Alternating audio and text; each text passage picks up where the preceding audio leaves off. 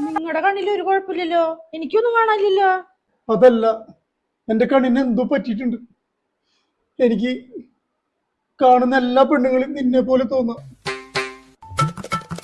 ഇപ്പോഴെനിക്കൊരു കാര്യം മനസ്സിലായത്, നിന്നെ ഞാൻ എത്രമാത്രം ഇഷ്ടപ്പെടുന്നു. അപ്പുറത്ത് ജാസ്മിൻ വിളിക്കണ്ടല്ലോ. ഹലോ, എന്ത്? നിങ്ങൾ എന്തിനാ ജാസ്മിനെ പോയിട്ട് കെട്ടിപ്പിടിച്ചേ?